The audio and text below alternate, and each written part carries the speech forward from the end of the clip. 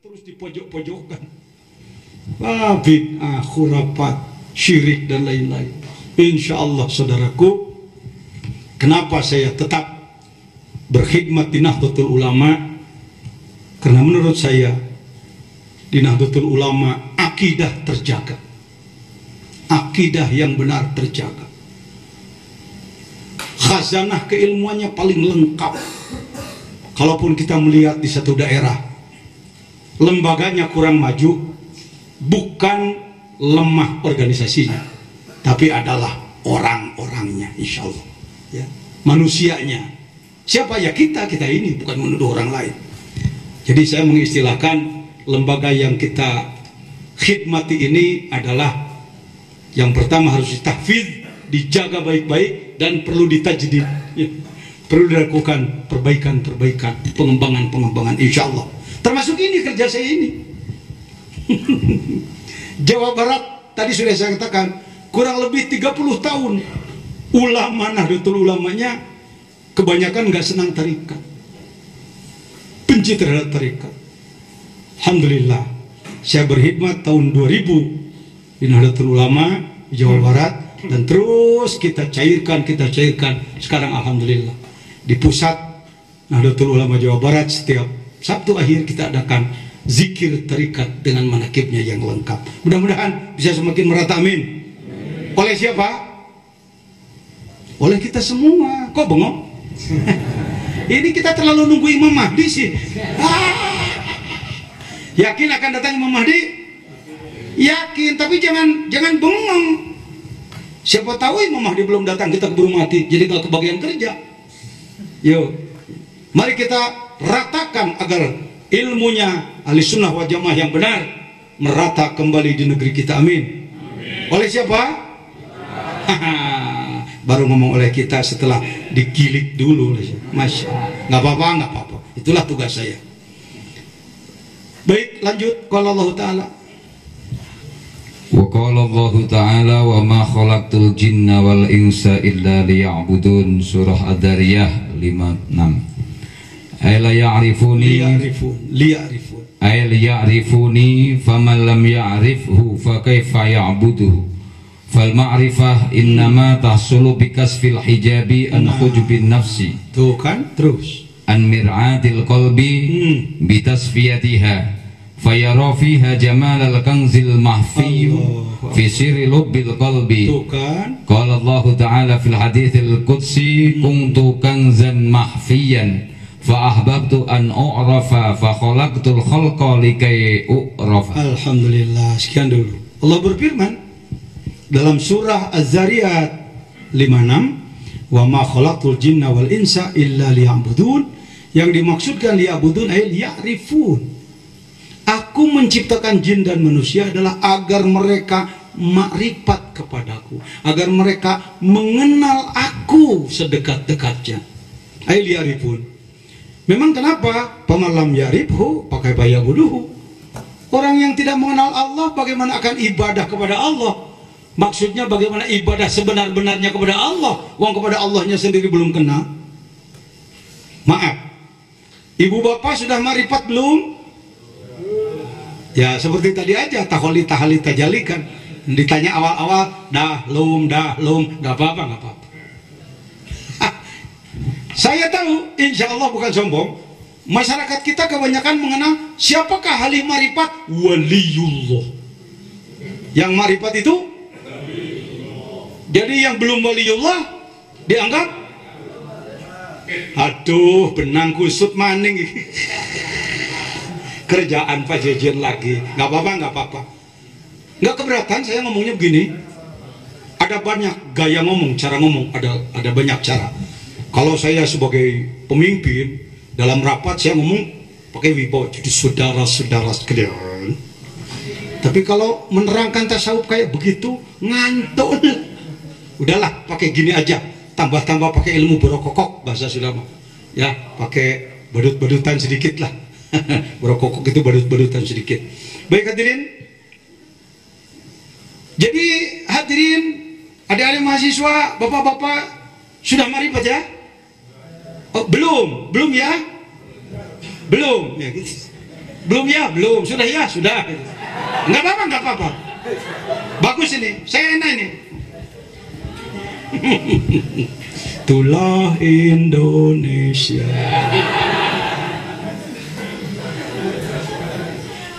Ya. Boleh ambil contoh. Agak jorok-jorok sedikit nggak apa-apa. Sebab contohnya kalau bukan yang ini sulit ya. Ceritanya ada 4 laki-laki, yang satu namanya si Ujang, yang satu si Asep, yang satu si Udin, yang terakhir si Agus. 1 Ujang, 2, 3, 4. 4-4-nya ditanya oleh Pak Arif. Nak sini nak, 4 orang ke sini. Ya Pak Arif, ada apa? Itu loh, di desa tetangga ada kembang desa, katanya sih luar biasa, namanya si Iis. Hei kamu Ujang, ada Iis ya? Ya nggak apa-apa. Jang, kamu udah tahu si Iis? Udah Farid, udah. Namanya siapa? Iis. Ketemu belum? Belum. Barangkali lebih dari itu. Enggak, saya cuma dengar aja kabarnya. Di desa seberang ada gadis namanya si. Alhamdulillah. Jadi si Ujang sudah kenal dengan si Iis. ini yang pintar operator ini. Nah gitulah obat ngantuk ya si Ujang. Ini wajahnya wajah Irak. Ujang. Nah, si Ujang sudah ditanya tahu namanya? Tahu? Tahu itu bahasa Arabnya ma'rifat. Maka si Ujang disebutnya ma'rifat asma. Sudah tahu nama. Mayoritas umat Islam Indonesia insya Allah ma'rifat pada Allah di level asma. Siapa nama Tuhanmu? Allah. Begitu diajak, nas'aluka rahmata ya man huwallahu alladzi la ilaha illa huwa ar-rahmanur rahim al-malikul qudusus salam al-mu'minul muhaiminul aziz. Bagus itu. Itu ma'rifat asma. Hei kamu Asep, ini Asep apa Joni ini?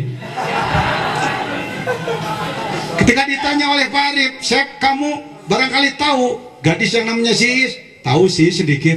Barangkali lebih daripada si Ujang? Insya Allah. Memangnya kamu gimana? Pernah ketemu? Senyumnya manis, bibirnya tipis. Oh, jadi ini meningkat sudah makrifat sifat. Si Udin apa Jepri? Ditanya, Din, kamu tahu soal si Iis? Tahu. Tahu apanya? Sambelnya mantap, kopinya mantap. Oh ini makrifat af'am. Sudah tahu pekerjaan si Iis. Terakhir si Agus. Gus, kamu tahu nggak soal si Iis? Sudah. Barangkali lebih dari yang lain, insya Allah. Kenapa? Bekas istri saya. Oh, marifat zat itu namanya. Kepada Allah itu begitu anakku, bapak-bapak, anakku yang mahasiswa ya, anakku yang mahasiswa. Pak Jejen mau bukan salah sengaja. Ayo mau pilih mana nah marifatnya? Yang lebih mantap yang mana? Si Agus. Karena si Agus sudah makrifat zat. Maaf, bukan porno. Malam pertama kalau jadi istrimu, begitu disodorkan, ini loh senyumku, nggak perlu senyum. Senyum buat apa senyum? Senyum, bau jengkol kamu. Ulu marahnya. Barangkali pengen diberi kopi yang nggak mau kami. Jangankan cuma segelas, 1 kereta pun gue dikasih, nggak mau. Memangnya siapa sih ini? Mau apa sih? Matikan lampu. Selanjutnya terserah Anda. Asma lewat, af'al lewat, sifat lewat, zatmu yang ketujuh, ilahi anta maksud. Itu yang dibaca tadi anakku, ilahi anta maksud. Ya Allah, zatmu yang ketujuh. Itulah penyebab orang yang belajar tasawuf ibadahnya nggak pernah bosen. Dengan demikian jelaslah, jangan ragu-ragu, yakini bahwa anallaha khalaqal insana lima'rifatihi. Tujuan utama Allah menciptakan manusia adalah agar manusia itu makrifat kepadanya. Mungkin dalam pikiran, makrifat kan keyakinan kolbu, sedangkan ibadah adalah ibadah jasad. Ini gimana mungkin begitu? Liya'budun saja ditakripinya atau ditafsirkannya liya'rifun.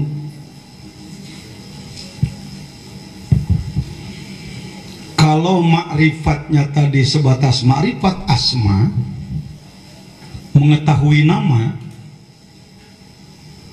tidak terlalu berat. Tetapi yang diinginkan oleh Allah adalah sampai kepada ma'rifatuz zat. Nah, makrifat asma Allah harus dibarengi dengan pelaksanaan ibadah, baru akan bergeser menjadi makrifatus sifat, makrifatul af'al, makrifatuz zat. Kalau dihitung-hitung lebih sulit mana, makrifat apa ibadah yang lebih sulit? Makrifat. Orang ibadah belum tentu makrifat. Dalam makrifat yang benar maksudnya, pasti harus dengan ibadah. Kalau ada orang ngomong-ngomong makrifat tapi nggak sholat, ya aliran sesat, gitu aja. Mudah, ponisnya mudah.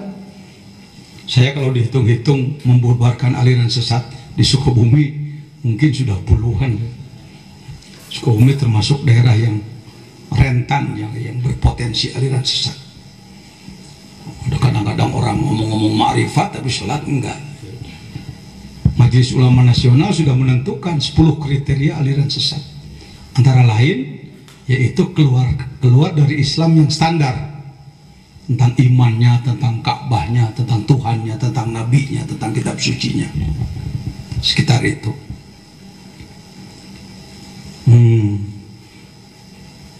Kita diciptakan oleh Allah jadi manusia dan ditempatkan di muka bumi ini untuk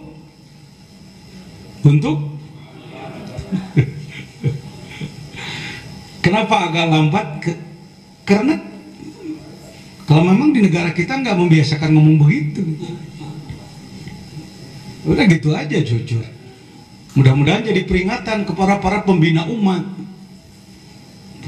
Sivitas Akademika di perguruan tinggi, ulama dengan lembaga-lembaganya. Yuk kita gali kembali bahwa tujuan utama adalah makrifat. Makrifat itu kalau ingin terus meningkat sampai ke tingkat puncak makrifatnya, panjang perjalanannya, capek pekerjaannya, perlu istiqomah, perlu motivasi, perlu bimbingan yang tiada henti. Maka karena kebanyakan orang, mungkin termasuk saya, ada komplikasi penyakit batin 3 yang berbahaya kalau bersatu. Apa itu? Bodoh, malas, sombong. Itu penyakit kronis tuh. Bodoh, malas, sombong. Udah ilmunya sedikit, malas lagi. Udah malas, nggak mau ngaku malas, mengaku nepuk dada, aku hebat. Ini penyebab Islam jadi terus semakin hari rasanya semakin maju, tapi buktinya semakin ketinggalan. Fal ma'rifatu naw'an. Makrifat mengenal Allah. Hati-hati. Kalau dengan manusia yang disebutkan mengenal adalah sekedar saling kenal kan? Saya kenal dia, dia kenal saya. paling senang kalau sudah kenal dengan orang gede. Hati-hati loh, dia kenal aja orang-orang gede loh. Jangan artikan makrifat dengan kenalan seperti itu. Saya lebih tertarik perkenalannya seperti tadi, seperti suami istri. Sebab sampai kepada ma'rifatuz zat, sampai kepada ilahi anta maksudi, zatmu yang kutuju, bukan sekedar atau pemberiannya yang dituju. Hati-hati kita berhubungan dengan Allah sebatas kita ibadah sekedarnya, Allah pun memberi. Maka konteks kita dengan Allah adalah konteks ibadah kuli dan dia memberi. Ini penyebab utama kelemahan Islam di dunia. Kok Pak Jujon berani mengatakan begitu? Dia Namrud, raja kuat, raja lemah. Raja kuat, pasukannya banyak. Ketika berhadapan dengan Sayyid Ibrahim sendiri, tanpa garda, tanpa pasukan, tanpa bendera, tanpa ormas, tanpa partai. Jangan tersinggung. Mampu menghadapi Namrud dengan Allah. Itu rumus itu. Jangan jadikan cerita para nabi orang-orang dulu itu adalah legenda, sebatas dongeng. Semuanya rumus. Saya sering mengatakan, Tuhan yang membantu Nabi Musa dulu melawan Fir'aun adalah Tuhan yang sekarang.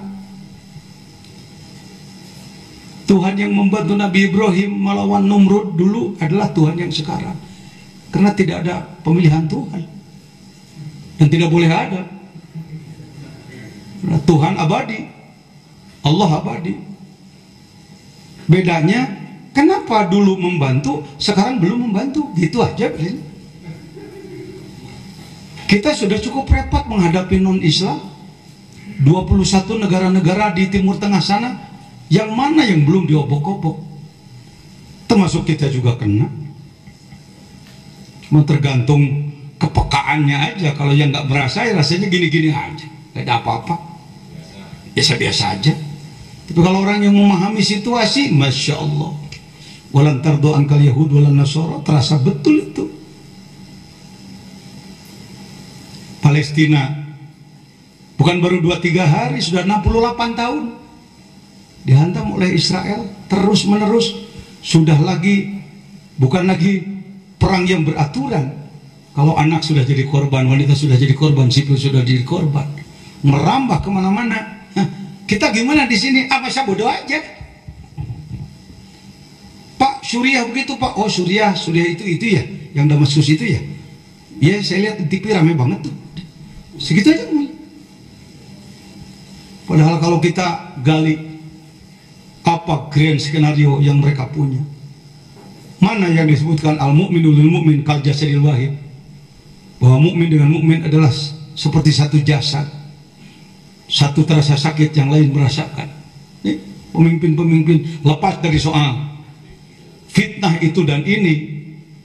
Yang namanya Saddam Hussein harus mati di tiang gantungan. Yang namanya Muammar Gaddafi harus tembak ulah rakyatnya sendiri. Palestina sudah seperti itu. Suka ikut enggak? Musyawarah tentang freedom of Al-Quds. Saya juga ikut Pak. Ikut musyawarah. Bagaimana kita ikut berupaya membebaskan Palestina. Nah, gimana nih umat Islam Indonesia? Cikurang Banten menjojong baiknya. Bodoh amat aja. Hadirin, sangat ditunggu. Timur Jauh ini sangat ditunggu. Saya ikut musyawarah internasional, saya ikut. Banyak masyaikh dunia yang melirik Timur Jauh. Timur Jauhnya sebelah mana ini? Dari mulai Myanmar sampai Timur Leste, Indonesia, Malaysia, Filipina, Thailand yang akan menjadi pelopor. Saya sengaja bawa-bawa gambar begini, mungkin saudara lebih tahu daripada saya lah. Tapi mungkin juga banyak kawan-kawannya nggak tahu urusan begini. Allah, Masya Allah. Nah, ini ya, kalau hanya dihadapi dengan sayap sebelah, manusia yang diharapkan oleh Allah, umat Islam yang diharapkan oleh Allah adalah ulul albab. Yadkurun yatafakkarun. Zikir, pikir, lengkap dua-duanya. Kita terlalu merasa puas dengan main pikir, main otot aja. Kekuatan ruhnya mana? Ini yang hilang anakku, saudaraku. Mencari orang yang berani saum setahun aja sulit. 5 tahun apalagi. Leluhur kita Wali Songo rata-rata 30 tahun saumnya. Jadi ma'rifatnya sampai begitu gitu. Tauhidnya sampai tauhid manunggal. Kalau mendengar istilah manunggalin kaulah Gusti jangan disebut aliran sesat. Qur'annya suka dibaca qul huwallahu ahad. Apa mana ahad? Ahadiyah, wahidiyah, wihdah. Harus dipahami betul. Kita cepat-cepat kalau sesuatu yang kita nggak sanggup sesat. Pak gini-gini gimana? Itu salah. Jadi yang benar saya. Cuma segede gitu benar. Masya Allah. Cuma jadi kiai segede gitu merasa paling benar. Bisa jadi akidahnya benar, ilmunya benar, tetapi kerjanya yang belum benar. Termasuk saya. Saya tidak sedang menjelekkan orang lain. Masyaikh kalau musyawarah di mana-mana selalu mengatakan Indonesia kita harapkan, Timur kita harapkan. Dari mana mulainya? Ilmu mana yang harus digali lagi? Ini ilmu yang hilang lama. Tahadus binikmat, saya bodoh. Harusnya saya pun mengikuti leluhur. Saumlah 30 tahun. Udah 4 tahun aja udah mogok saya. Situ apa lagi? Nggak enak ujungnya nih ngomong. Angkat tangan yang sudah saum terus menerus setahun, 2 tahun. Padahal ini cucunya Wali Songo ya. Jawa Tengah punya Wali Songonya 3, Jawa Timur 5, Jawa Barat only 1. Ya. Bangkit. Bisa? Bisa? Insya Allah bisa. Jangan rasa, itu kan zaman dulu. Kita mampu. Nyari ilmu yang cari ilmu terus silahkan. S1, S2, S3 nyantren jalan terus. Tapi jangan merasa bahwa Islam bisa bangkit sebenarnya hanya dengan pengetahuan. Tetap harus ada qawafilur ruhaniyah, barisan ruhaniyah.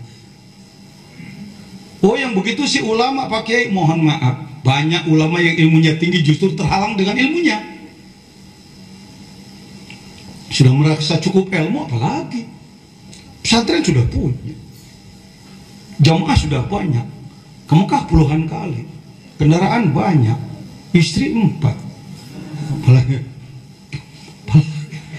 Apalagi gitu. Seakan-akan pekerjaan sudah selesai gitu. Menunjukkan betapa sempit wawasan. Mari kita buka pikiran kita. Kita masuk lagi kepada mengikuti pekerjaan leluhur kita.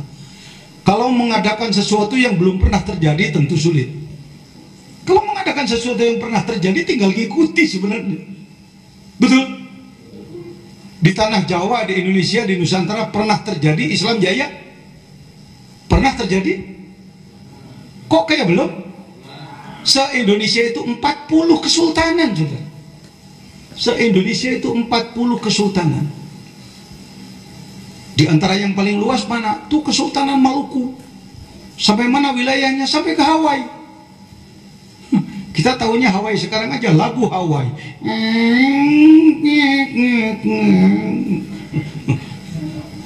Nggak narik benang kepada Hawaii di saat jadi di bawah Al-Mulk.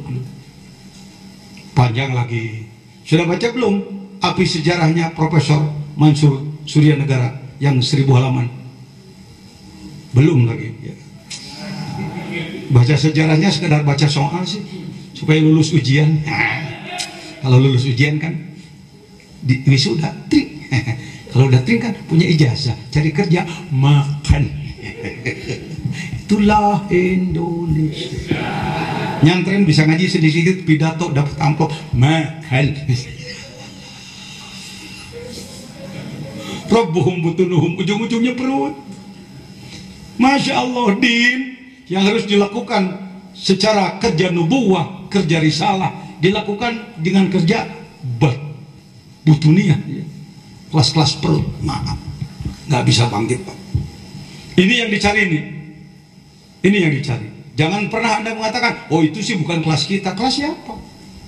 Itu bukan untuk kita, untuk siapa? Saya mau nanya, yang oleh Allah dijadikan manusia, mana orangnya? Di sini ada makhluk yang oleh Allah dijadikan manusia, mana orangnya?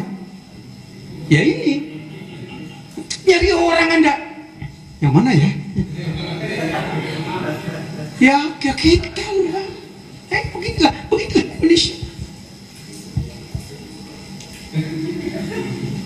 Mana makhluk Allah yang dijadikan manusia? Oh ini. Mana makhluk Allah yang ditugaskan untuk memakmurkan bumi? Ya ini yang diperintahkan untuk takwa sempurna. Ya ini yang diperintahkan untuk menegakkan Islam sehingga Islam ya'lu wa la yu'la. Ya ini yang yang diperintahkan untuk mengolah fikir dan zikir sampai ke tingkat tinggi. Ya ini, jangan nunggu orang lain. Kita nunggu orang lain. Saya sih gininya persoalannya, saya beda turunan nih Pak. Turunan lagi. Masya Allah. Hati-hati. Akhirnya banyak orang yang karena keturunannya hebat, walau bodoh hebat aja. Turunan. Saya bukan anti terhadap turunan. Nasab itu penting. Wong beli domba aja ditanya, Garut bukan? Nasab domba ditanya, Garut bukan? Saya hormati, tapi jangan karena keturunan menjadi hanya itu kebanggaan, kemampuan, kualitas. Baik, hadirin.